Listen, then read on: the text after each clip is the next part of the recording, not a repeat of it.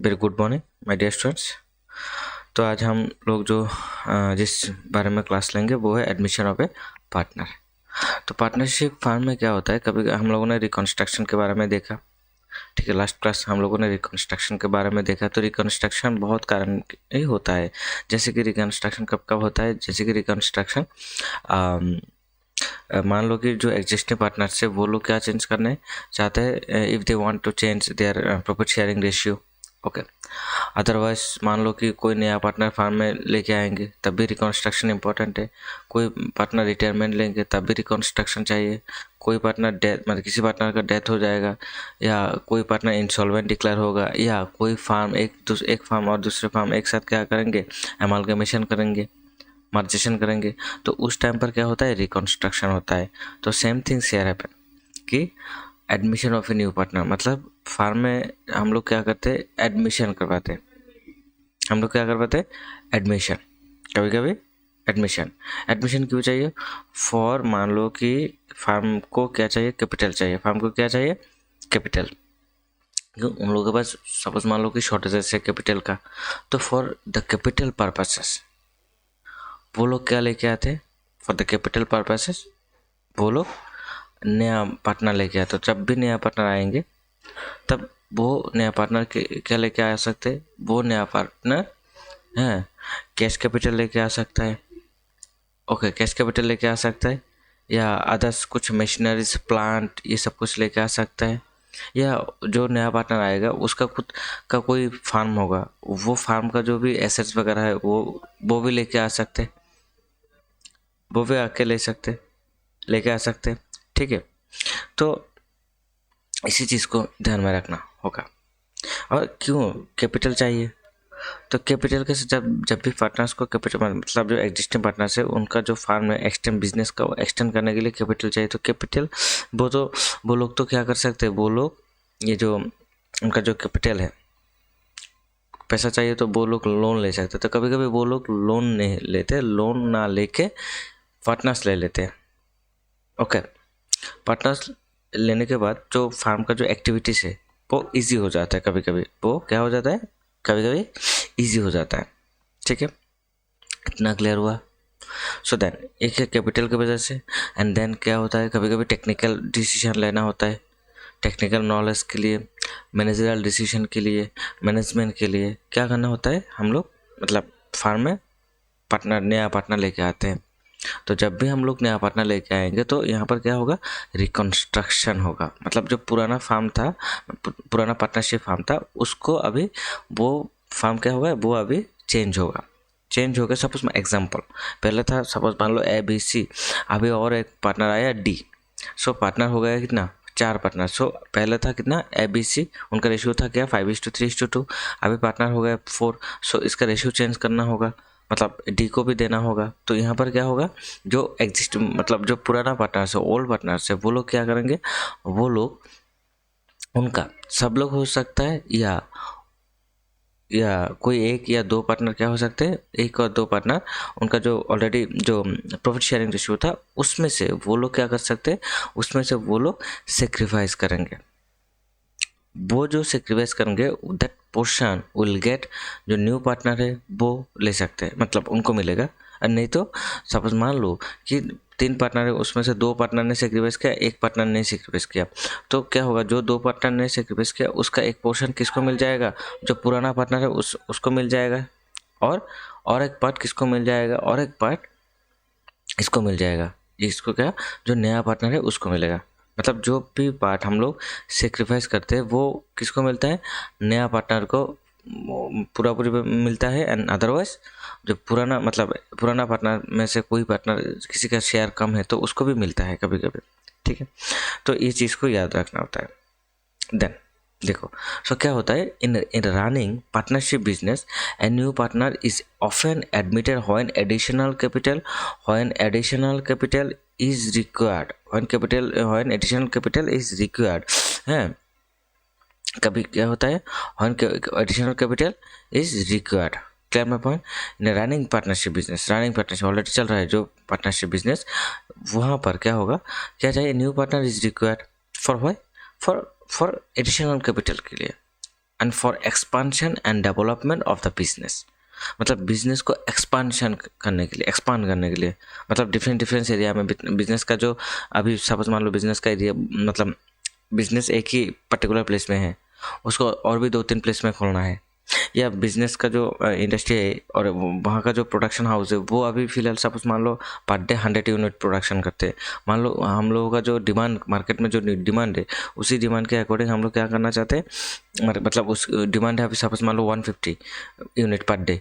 सो इतना प्रोडक्शन हम लोग नहीं कर पा रहे, तो इसके लिए हम लोगों को बिजनेस का क्या करना होगा, एक्सपांड करना होगा, मतलब जो पोजीशन है उसको मतलब बड़ा करना होगा। तो वहाँ पर बड़ा करने के लिए पैसा चाहिए, तो पैसा चाहिए तो कहाँ से ले आ सकते हैं हम लोग, from the new partner, from the where, from the new partner, clear my point? Then when technical and managerial skills are needed, कभी कभी क्या होता है, जब टेक्निकल स्किल्स, मैनेजरियल स्किल्स जो चाहिए, उसके लिए क्या चाहिए, हम लोगों को नया पार्टनर लेके आ सकते हैं। यहाँ पर सपोज मान लो तुम लोग बोलोगे सर यहाँ पर तो मैनेजर मतलब स्टाफ रिक्रूट कर सकते हैं, एम्प्लॉयज रिक्रूट कर सकते हैं, तो यहाँ पर एम्प्लॉयज रिक्रूट करेंगे तो उनको क्या देना होगा, सैलरी देना होगा। बट यहाँ पर क्या होगा, यहाँ पर उसको मतलब कैपिटल में मिलेगा, and then as well as technical skill भी मिल जाएगा, नॉलेज भी मिल जाएगा, मैनेजर डिसीजन लेने का प्रोसेस भी मिल जाएगा, ठीक है। और उसका सपोज मान लो इसका फेस भी है, जो नया पार्टनर है उसके साथ मार्केट में बहुत अच्छा फेस है, मतलब वो जहाँ जाते हैं, मतलब मान लो वो लोग उसको पीछे पीछे आते हैं, सपोज दैट ऐसा भी होता है ना, जैसे कि पॉलिटिकल लीडर्स वगैरह, ऐसा भी बहुत सारे लोग हैं जिसका मार्केटिंग स्किल है, जिसके पास जिसको लोग पहचानते हैं, ठीक है। ऐसे बहुत सारे लोग हैं जिसको लोग पहचानते नहीं हैं। मान लो कि कभी कभी नया गुड्स मार्केट में आते हैं तो उसको लॉन्चिंग में बहुत प्रॉब्लम, मतलब लॉन्चिंग इजी हो जाता है, बट मार्केट में वो चीज़ आराम से नहीं बिकता। क्यों नहीं बिकता, पुराना चीज़ है ऑलरेडी, तो मार्केट का एक फेस वैल्यू है, उसी चीज़ को देखना होता है, तो उसका भी एक फेस वैल्यू होता है। ओके, इसके लिए ये जो चीज़ है, इसके लिए हम लोग क्या करते हैं, फार्म में नया पार्टनर लेके आते हैं। So new partner is admitted with the consent of all the existing partners. जो नया पार्टनर है उसको हम लोग कैसे ले सकते हैं, जो ऑलरेडी एग्जिस्टिंग पार्टनर्स है उनका क्या लेना होगा, कंसेंट, सबका कंसर्न लेना होगा। कंसर्न लेके हम लोग क्या करेंगे, कंसर्न लेके हम लोग नया पार्टनर लेके फार्म में आएंगे। Okay, when a new partner is admitted, जब भी न्यू पार्टनर फार्म में एडमिट होता है, the old agreement is cancel and new partnership agreement is prepared. Old part जो पहले जो बोला था हम लोगों ने, जो सपोज मान लो एबीसी का जो पार्टनरशिप एग्रीमेंट था वो चेंज होकर अभी हो जाएगा, न्यू पार्टनर डी आया तो देन अभी हो जाएगा, सपोज मान लो क्या हो जाएगा, ABCD के जो ABCD पार्टनर्स है उनका मतलब अकॉर्डिंग क्या होगा, एग्रीमेंट होगा, मतलब न्यू एग्रीमेंट प्रिपेयर होगा, ठीक है। तो ये जो न्यू ओल्ड एग्रीमेंट से न्यू एग्रीमेंट में जाना होता है, that is called a reconstruction. Next, the amount of capital contributed by the new partner, his or her share of profit and the other terms and condition is are mentioned in the new agreement। तो ये जो उसका जो capital contribution होगा, जो new partners का capital contribution होगा, उसके बारे में भी कहाँ लिखा रहेगा, उसके बारे में पूरा डिटेल्स कहाँ लिखा रहेगा, जो न्यू एग्रीमेंट होगा वहाँ पर लिखा रहेगा। और शेयर प्रॉफिट क्या होगा, मान लो कि उसको वो कितना दे, मतलब उसका फ्यूचर प्रॉफिट्स कितना होगा, 1/6 होगा या 1/3 होगा या 2/3 होगा या 2/5 होगा, वट जो कुछ भी होगा वो उसके बारे में भी क्या होगा, यहाँ पर लिखा रहेगा। Okay, and after joining the firm the new partner acquires rights over the assets of the business and also gets a share in the future profits. Okay, उसको क्या मिलेगा, जो न्यू पार्टनर है उसको क्या मिलेगा, राइट्स ओवर द एसेट, जो assets है फार्म का एसेट्स है उसके ऊपर उसको उसका राइट्स मिलेगा। मतलब फॉर एग्जाम्पल, जस्ट एग्जाम्पल, वो भी अभी सपोज मान लो जो पार्टनरशिप फार्म का जो चेयर वगैरह है वो भी वो चेयर फर्नीचर चेयर वगैरह को यूज़ कर सकते हैं, मतलब वहाँ पर भी वो बेच सकते हैं, जस्ट एन एग्जाम्पल। ओके, मतलब जो भी फार्म का एसेट्स है उसका ऊपर उसका भी राइट्स होगा, ठीक है। And also gets a share in the future profits, जो फ्यूचर प्रॉफिट्स है उसका भी पोर्शन उसको मिलेगा, clear. And at the same time the new partner becomes responsible for the liabilities of the firm. जैसे कि तुमको सपोज मान लो तुमने क्या मिला, तुमको क्या मिला, एसेट्स का ऊपर राइट्स मिला। ओके, सेम टू सेम तुमको जब भी तुम फार्म का जो एसेट्स के ऊपर राइट्स मिला तो मतलब तुमको क्या मिलेगा, ये भी रेस्पॉन्सिबिलिटी लेना होगा। किसका रेस्पॉन्सिबिलिटी लेना होगा, जो फार्म का लाइबिलिटीज होगा वो उसका भी लाइबिलिटीज का रेस्पॉन्सिबिलिटी तुमको लेना होगा। ओके जितना भी लाइबिलिटीज का मतलब तुम्हारा शेयर जितना है उसी के अकॉर्डिंग तुमको लाइबिलिटीज पहले तो लेना ही होगा। मतलब एसेट्स का भी तो पोर्शन लोगे, मतलब प्रॉफिट के टाइम पर भी तुम आओगे और लॉसेस के टाइम पर भी तुमको आना होगा। Same thing, clear my point. So assets के ऊपर जब भी तुम्हारा हक होगा तो सेम रेस्पॉन्सिबिलिटी किसके ऊपर होगा, लाइबिलिटीज को भी होगा ऊपर होगा। ओके तो लाइबिलिटीज को भी क्या करना होगा, बियर करना होगा। So according to section 31 of the Indian Partnership Act, no partner can be admitted as a new partner without the consent of all existing partners and unless otherwise agreed in the partnership deed। मतलब जो as per the Indian partnership act 1932, तो वहाँ पर जो section 31 है तो उसी के अकॉर्डिंग मतलब तुमको क्या करना होगा, जो जब भी हम लोग नया पार्टनर फार्म में लेके आएंगे या कोई पार्टनर मतलब एज ए पार्टनर वो फार्म में आना चाहते हैं, तो उस टाइम पर क्या मतलब कि हम लोग क्या करते हैं, उस टाइम पर हम लोगों को एक चीज़ इंपॉर्टेंट है, वो जो मतलब एग्रीमेंट है मतलब और पार्टनरशिप डीड है। और नहीं तो जो पार्टनरशिप फार्म में हम लोग का जो पार्टनरशिप फार्म में जितना मेंबर्स है मतलब पार्टनर्स है उन सब का कंसेंट लेना होता है। मतलब if they are ready to admit तो देन उसको जो नया पार्टनर है उसको हम लोग क्या कर सकते हैं, फार्म में लेके आ सकते हैं। मतलब सबका कंसर्न लेना होगा, नहीं तो अदरवाइज मान लो दो ने बोला हाँ हाँ ठीक है और बाकी दो ने बोला नो नो नो इसके साथ हम लोग बिजनेस नहीं करेंगे, तो देन बाद में क्या हो जाएगा, सामने बाद में जो जो बिजनेस है वो प्रॉब्लम में आ जाएगा, पार्टनरशिप प्रॉब्लम में आ जाएगा। क्लियर। और नहीं तो मान लो कि दो तीन राजी हुआ, एक राजी नहीं हो रहा, उसको समझाना होगा भाई ये जो नया पार्टनर है इसके आने से हम लोगों को बहुत फ़ायदा होगा, इसका फेस भी है, इसके पास कैपिटल भी है, इसके पास मैनेजरल स्किल्स भी है, सपोज मान लो इसके पास टेक्निकल स्किल्स भी है, तो इसको लेने से हम लोगों को फ़ायदा होगा। तो ये भी होता है। Okay then rights of a new partner, तो जब भी न्यू पार्टनर फार्म में आएंगे तो उसका भी कुछ तो राइट्स मिलता है, उसको भी कुछ राइट्स मिलता है। ठीक है। So right over the assets of the partnership firm and right to share future profits of the farm.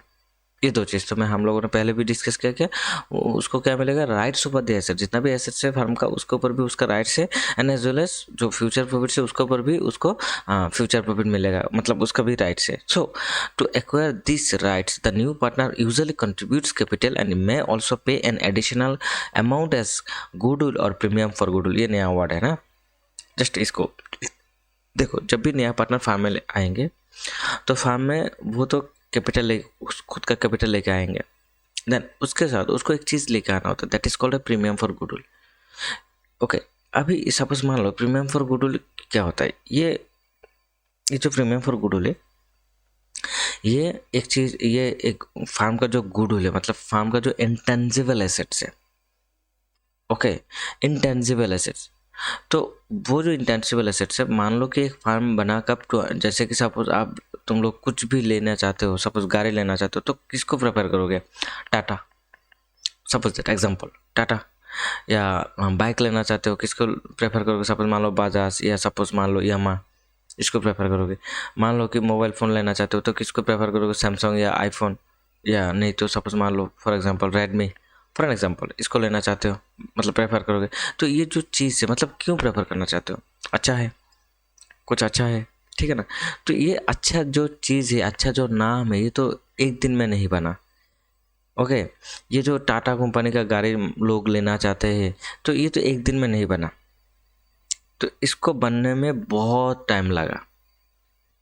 Okay ये अभी सपोज मान लो ये टाटा कंपनी किसी को बेचेंगे, फॉर एन एग्जाम्पल ये टाटा कंपनी किसी को बेच देंगे if they want to sell that companies, तो वो जो उनका जो फार्म का जो एसेट्स एंड लाइबिलिटीज है जस्ट उसके अकॉर्डिंग जो पैसा मतलब है, मतलब मान लो कि टाटा कंपनी का प्राइस कितना है, सपोज मान फॉर एन एग्जाम्पल 5,000 करोड़ या 50,000 करोड़ या 5 लाख करोड़, सपोज मान लो 5 लाख करोड़। जस्ट ये 5 लाख करोड़ देने से तुम टाटा कंपनी का ओनर नहीं हो जाओगे। ओके तो तुमको क्या देना होगा, तुमको वही टाटा कंपनी के मतलब टाटा जो 5 लाख करोड़ दोगे उसके साथ एक अमाउंट देना, एक्स्ट्रा अमाउंट देना होगा। वो दैट एक्स्ट्रा अमाउंट क्या होता है, दैट इज गुडविल। मतलब वो जो एक्स्ट्रा अमाउंट है वो क्या है, गुडविल। क्यों, बाद में सपोज मान लो आज टाटा कंपनी ने तुमको एक उनका जो कंपनी से वो बेच दिया, ठीक है, तो कल से जो भी बिजनेस होगा वो टाटा कंपनी के एक नाम पे ही होगा। तो जो नाम तुम यूज़ करोगे, ठीक है, जो नाम तुम यूज़ करोगे दैट वही नाम का value, that is called goodwill. Okay लोगों का 2-3 नाम होता है, वन इज़ गुडुल, वन इज़ बैडुल, और किसी का होता है नोउल। मतलब ऐसा सोसाइटी में ऐसा बहुत सारे लोग हैं जिसका कुछ भी नाम आता पता नहीं है, कब मतलब उसका जन्म होता है, कब उसका मतलब डेथ हो जाता है पता नहीं। और कभी कभी लोग होते, कुछ लोग होता है ऐसा जिसका मतलब सोसाइटी में बहुत ही घटिया नाम है, मतलब मतलब फालतू, जो दैट इज़ कॉल्ड फालतू, सो दैट इज़ कॉल्ड बेडुल। मतलब हम लोग कहते हैं ना भाई ये बंदा जो है ना बहुत ही ख़राब है, दैट इज़ कॉल्ड बैडुल। मतलब उसने उसने बना लिया उसका नाम क्या, बैडुल से। और एक अच्छा नाम है वाह, ये जो लड़का है और ये लड़की जो है, but they are very good. Okay, तो ये जो नाम है दैट इज़ कॉल्ड गुडुल। और अभी जैसे कि सपोज मान लो प्रीमियम फॉर गुडविल क्या होता है। अभी मान लो कोई बिजनेस, जैसे कि सपोज मान लो कोई बिजनेस 2017 में शुरू हुआ या 2016 में शुरू हुआ, अभी सपोज मान लो चल रहा है 2026। अभी इस पोजीशन पर कोई पार्टनर्स, सपोज मान लो कोई नया पार्टनर फार्म में आना चाहते हैं। अभी ये जो फार्म है ABC ने बनाया, ओके, वो 2016 से लेके आफ्टर 2026 तक उन लोगों ने पूरा, उन लोगों का डेडिकेशन, उन लोगों का टाइम, उन लोगों का सब कुछ दिया। देखिए जो फार्म है उसका नाम बनाया, उसका पोजीशन बनाया, ठीक है। तो ये जो पोजीशन से, ये तो तुम जो नया पार्टनर है वो तो पहले से नहीं था, ये पूरा जो इनिशियल मोमेंट था, मतलब ये जो फार्म है इसको बनाने में किसका सबसे ज़्यादा ये रोल था, ABC का। उन लोगों ने पूरा दिन रात ये कर दिया पूरा फार्म को खड़ा करने के लिए। तो जब 2016 में उन लोगों का जो पोजीशन था, अभी ये जो पोजीशन से अभी उसका पोजीशन बहुत ऊपर आ गए, ठीक है।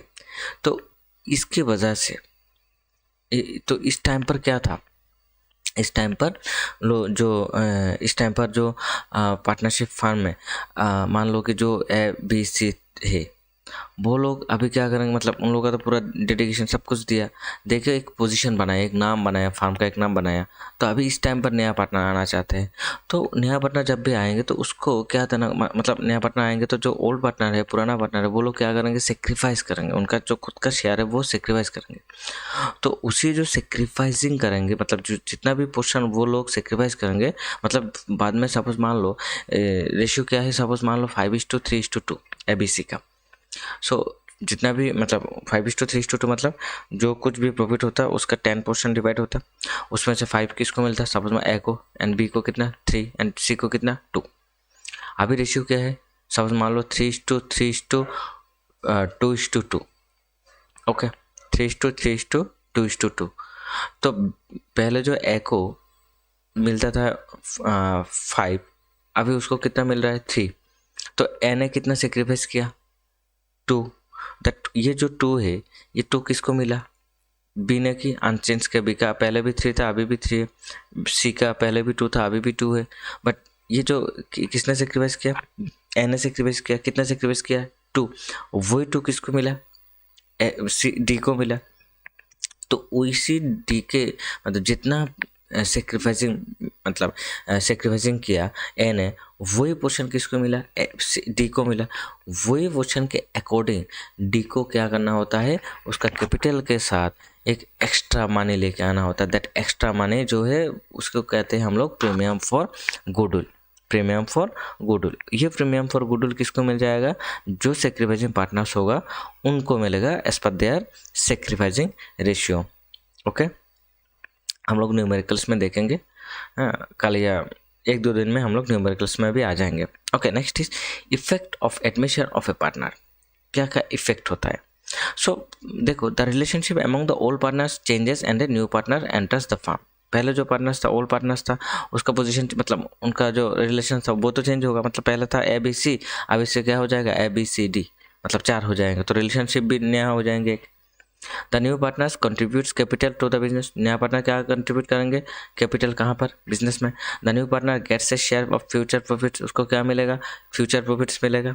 And reducing the share of old partners, मतलब ओल्ड पार्टनर जो है वो उनका जो शेयर है वो क्या करेंगे, रिड्यूसिंग। जैसे पहले एग्जाम्पल लिया था ABC का, तो ए ने क्या किया, ए ने 3 उसने सपोज मान लो उसने 2/10 क्या कर दिया, छोड़ दिया, किसको दे दिया, ये D को दे दिया।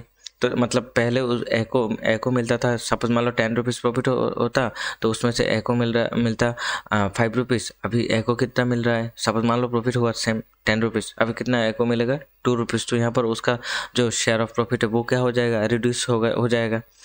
Okay, so the new partner acquires rights over the firm's assets and undertakes its liabilities। उसको assets का ऊपर भी rights मिलेगा एज वेल एज उसको क्या लेना होगा, उसको responsibility लेना होगा, किसका, liabilities का, किसका, liabilities का। Clear. Next, revolution of assets and reassessment of liability में बिकम नेसेसरी। जब भी रिकॉन्स्ट्रक्शन होगा तब भी at the time of reconstruction changes of profit sharing ratio, then admission, retirement, death, insolvency case या एमालगमेशन केस, किसी भी एरिया में जब भी रिकॉन्स्ट्रक्शन आ जाएगा तब भी हम लोगों को क्या करना होता है, फार्म का जो एसेट्स है उसका रिवोल्यूशन करना होता है एंड फार्म का जो लाइबिलिटीज है उसको रीअसेसमेंट करना होता है, मतलब फिर से चेक करना होता है जो उनका एक्चुअल अभी जो उसका जो बैलेंस शीट है, बैलेंस शीट के अकॉर्डिंग हम लोग चेक करेंगे कि मतलब बैलेंस शीट में जो वैल्यू है वो एक्चुअल में है या नहीं है, उसको हम लोग चेक करेंगे। That is called a revolution and reassessment. Okay, just example, for example suppose balance sheet में लैंड एंड बिल्डिंग दिखा रहा है, अमाउंट है, लैंड एंड बिल्डिंग का अमाउंट है सपोज मान लो 50 lakh, suppose that 50 lakh, but उसका रियल वैल्यू है सपोज मान लो आज 60 लाख या हो सकता है 40 लाख, कुछ भी हो सकता है। वही चीज़ मतलब रियल वैल्यू कितना है, सपोज मान लो अभी है 40 लाख, तो बट बैलेंस शीट में कितना दिखा रहा है 50 लाख, ज़्यादा कितना था 10 लाख, अभी रिड्यूस हुआ कितना 10 लाख, वही चीज़। और इंक्रीज भी हो सकता है, बैलेंस शीट में है 50 लाख और अभी लैंड का वैल्यू कितना है, जो लैंड एंड बिल्डिंग का वैल्यू है कितना 60 लाख, तो 10 लाख इंक्रीज हो सकता है। तो वही चीज़ मतलब उसका रिवोल्यूशन, मतलब हम लोग रीचेक करेंगे। Next, adjustment of accumulated profits और लॉसेस में भी required of course. Then valuation of goodwill and adjustment of capital become necessary. तो जब भी नया पार्टनर्स आएंगे तब भी क्या होगा, जो फार्म का जो वैल्यूएशन ऑफ गुडविल, मतलब गुडविल का वैल्यूएशन करना होता है, वैल्यूएशन का प्रोसेस होता है, डिफरेंट टाइप्स के अकॉर्डिंग हम लोग वैल्यूएशन करते हैं। ओके, डिफरेंट मेथड्स है, capitalisation method, super profit method, okay, average profit method, तो डिफरेंट कैटेगोराइजेशन है, उसके अकॉर्डिंग हम लोग देखेंगे। ओके, वैल्यूएशन ऑफ गुडविल मतलब एक्चुअल में फार्म का जो गुडविल है उसका वैल्यू कितना है, उसको कैसे हम लोग कैलकुलेट करें, उसका भी कुछ फार्मूलाज होता है। ठीक है, ऐसे तो हम लोग कैलकुलेट नहीं कर पाएंगे क्योंकि गुडविल क्या है, एक इंटेंजिबल एसेट्स है। गुडविल क्या है, इंटेंजिबल एसेट्स। सो दैट हमको तो मतलब इसका एक वैल्यूएशन करना होता है, तो वैल्यूएशन का कुछ पैरामीटर्स होता है, उसी पैरामीटर के अकॉर्डिंग हम लोग जाके वैल्यूएशन करते हैं। Clear. Next is adjustment made on the admission of a partner, मतलब कुछ एडजस्टमेंट्स आ जाता है तो क्या होगा, चेंज इन द मतलब जब भी नया पार्टनर आएंगे तो वो वहाँ पर क्या क्या हो जाएंगे, तो change in the profit sharing ratio, मतलब प्रॉफिट शेयर रेशियो चेंज होगा। And then accounting treatment of goodwill, नया अकाउंटिंग ट्रीटमेंट ऑफ गुडविल के ऊपर ट्रीटमेंट होगा। Revaluation of assets and reassessment of liabilities, ये तो हम लोगों ने बोला। And then adjustment of accumulated profits और losses, and then adjustment of capital accounts and preparation of the balance sheet, मतलब कैपिटल अकाउंट्स भी बनाना होगा नया करके, एंड देन बैलेंस शीट भी बनाना होगा नया करके, रिवाइज्ड बैलेंस शीट हम लोग जिसको कहते हैं। देखोगे तुम लोग क्या देखोगे, मतलब जब भी हम लोग रिकंस्ट्रक्शन करते हैं और जब भी हम लोग मतलब वैल्यूएशन करने के बाद जो बैलेंस शीट बनाते हैं उसको हम लोग कहते हैं रिवाइज्ड बैलेंस शीट। जो पुराना एक बैलेंस शीट था और नया एक बैलेंस शीट बनाया, that is called revised balance sheet. और जो प्रॉफिट्स एंड लॉसेस है उसको क्या करना होता है, उसको भी डिस्ट्रीब्यूट करना होता है। ओके, उसका भी पोजीशन चेंज होगा।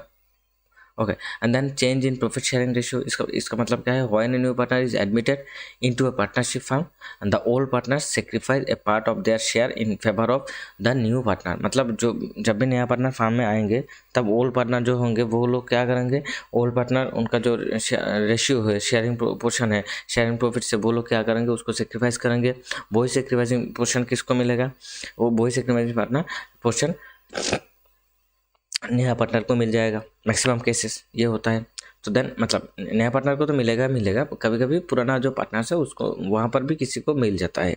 Okay, as a result the old profit sharing ratio changes and new profit sharing ratio is determined.